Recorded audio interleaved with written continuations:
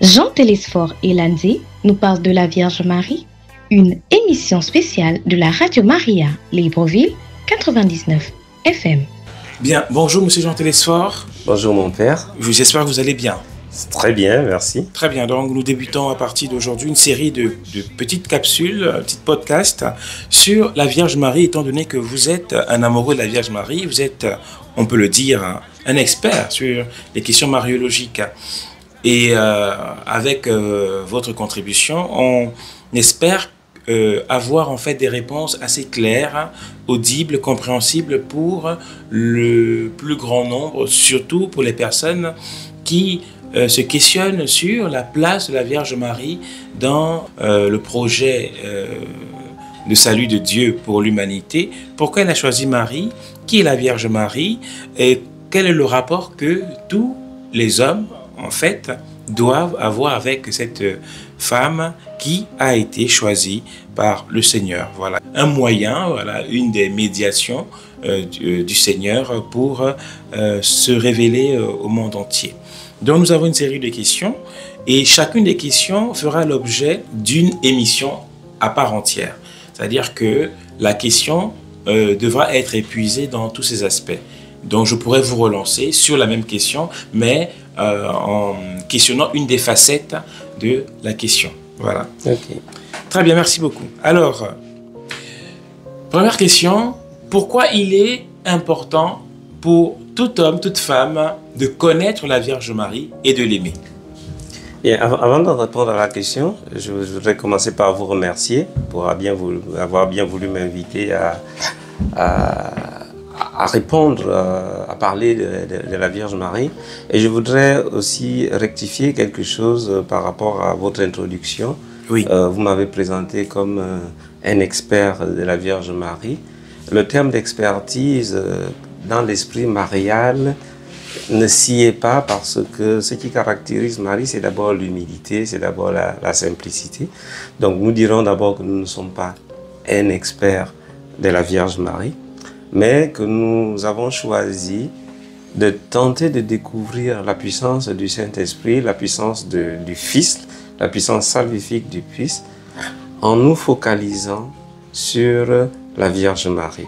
Donc en réalité, toute notre réflexion, toutes les questions que auxquelles nous allons répondre au sujet de la Vierge Marie ne nous parlent pas de la Vierge Marie, mais nous parlent de Jésus-Christ, parce qu'il n'y a pas de Vierge Marie sans le Christ, et nous allons peut-être revenir beaucoup plus tard dans cette affirmation.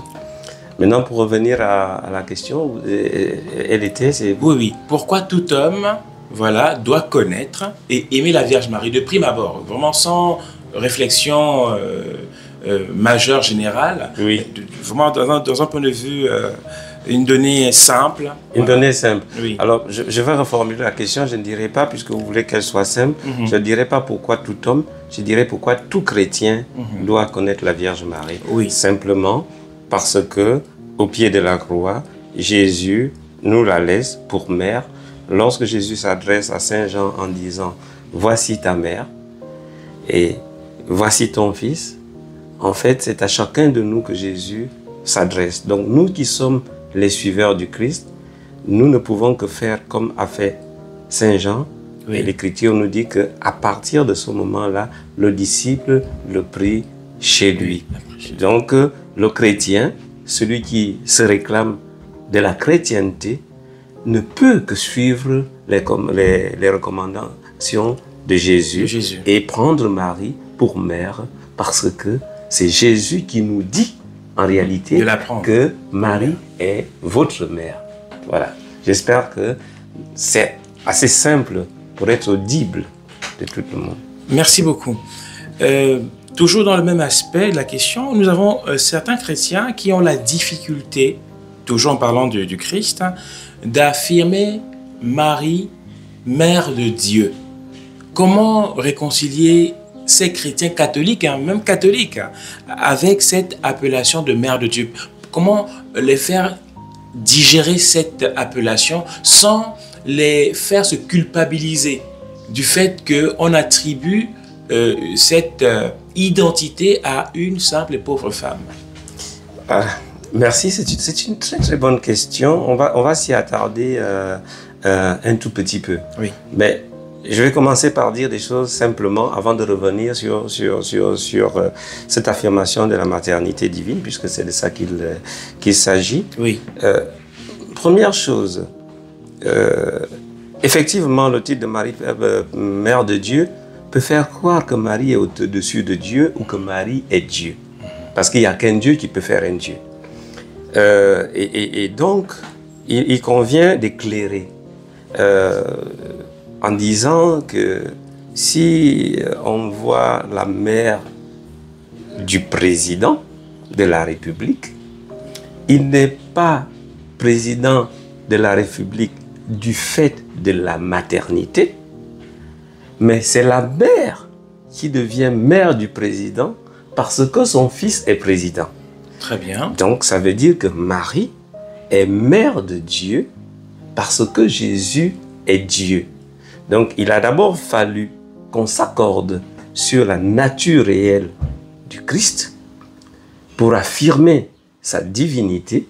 Et c'est pour cela que notre foi et les articles de la foi qui expriment ce que nous croyons nous disent il est Dieu, né de Dieu, vrai Dieu, né du vrai Dieu, engendré et non pas créé de même nature que le Père. Donc dès lors qu'on s'accorde que Marie a donné naissance au Fils de Dieu qui est Dieu, alors on peut affirmer que Marie est mère de Dieu. Ça veut donc dire que Jésus ne tient pas des traits de sa divinité, de la nature de sa divinité de Marie, mais de son Père, parce qu'il faut revenir à l'Annonciation, Oui. où l'ange explique à Marie que l'Esprit Saint te couvrira de son ombre.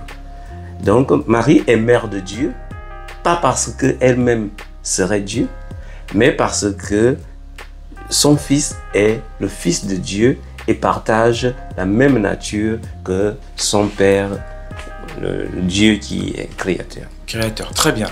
Donc, est-ce que cette affirmation-ci est juste?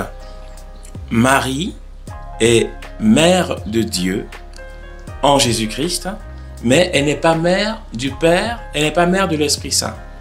C'est bien cela, parce que quand on parle de Dieu, effectivement, il y a le Dieu Trine. Donc quand on parle de Dieu, dans cette acception de Dieu, il faut déjà savoir de quoi on parle. Certains, quand ils parlent de Dieu, ils parlent du Père. Oui. Et d'autres, quand ils parlent de Dieu, c'est un terme englobant dans lequel on retrouve et le Père, et le Fils, et le Saint-Esprit. Et donc, il faut bien distinguer quand on dit Marie, mère de Dieu, c'est ce que nous avons démontré, c'est en référence au Christ, qui est Dieu. Elle est mère de Dieu parce qu'elle est mère du Christ, elle n'est pas mère du Père, elle n'est pas mère de l'Esprit Saint. Très bien. Tout à fait. Est-ce qu'on peut dire de Marie qu'elle est fille du Père et épouse de l'Esprit Saint? Est-ce qu'on peut dire de Marie qu'elle est fille du Père? Tout être humain est fils du Père. Parce que nous sommes tous des êtres créés. Et donc Marie est fils du Père. Et Marie est aussi épouse de l'Esprit Saint. Alors peut-être on va s'arrêter sur ce terme d'épouse de l'Esprit Saint. Qu'est-ce que ça veut dire? Premièrement, ça veut dire que Marie est une femme ou une personne juste, qui a été justifiée par Dieu. Et donc là, on affirme encore son ancrage dans l'humanité, pour bien dire qu'elle n'est pas Dieu. Comme on parle de Joseph, homme juste, on peut dire que de Marie, qu'elle est une femme juste, justifiée par l'Esprit, qui qui est focalisée, qui est remplie de Dieu. Voilà. Et donc, quand on dit que Marie est épouse du Saint-Esprit, on a souvent parlé des épousailles de Dieu avec son peuple. Donc, il faut déjà, quand on parle des épousailles de Dieu avec son peuple, on voit bien que ces épousailles ne doivent pas être entendues dans le sens de prendre femme. dans le plan, moi j'ai une épouse et je suis son époux. Donc il faut mettre en balance Dieu, époux de son peuple, les épousailles de Dieu avec son peuple, et Marie, épouse du Saint-Esprit, veut simplement dire que Marie est tellement remplie du Saint-Esprit qu'elle épouse le Saint-Esprit comme un liquide épouse la forme de son contenant. Si vous mettez un liquide dans une bouteille, vous le mettez dans un bidon, ou vous le mettez dans un verre, le liquide va prendre la forme. Mais c'est parce que c'est une expression qui veut dire que Marie est remplie de l'Esprit Saint. Eh bien, merci beaucoup, M. Jean Télésphore, pour cette première émission. Et puis, nous la concluons par ces belles paroles. La Vierge Marie est remplie d'Esprit Saint. Et c'est la raison pour laquelle tout chrétien, voilà, doit la connaître déjà et l'aimer, puisqu'elle est aussi la mère de Dieu. Voilà, la mère de Jésus-Christ qui est Dieu. Donc, Marie est mère de Dieu. Et Marie est mère des chrétiens parce qu'elle est mère de l'Église. De l'Église. Parce que on nous apprend que l'Église, Jésus est la tête de l'Église et nous sommes les membres. Et Marie ne peut pas avoir donné naissance qu'à la tête sans avoir donné naissance à tous les membres. Donc tous ceux qui se reconnaissent membres de l'Église doivent reconnaître Marie comme mère. Cependant, Marie, mère de l'Église, n'est pas le chef de l'Église. Elle est membre de l'Église comme nous, comme la mère de famille est membre de la famille, tout en étant la mère de la famille. Et donc Jésus va rester le chef de l'Église, la tête de l'Église, et Marie est la mère de l'Église. Et si je me reconnais comme chrétien, comme participant du peuple qui forme l'Église, alors je ne peux recevoir Marie que comme mère. Merci et à très bientôt. Merci mon Père. C'était Jean Télésphore Elandé qui nous parle de la Vierge Marie. Restez attachés au programme de Radio Maria Libreville 99 FM. Soyez bénis.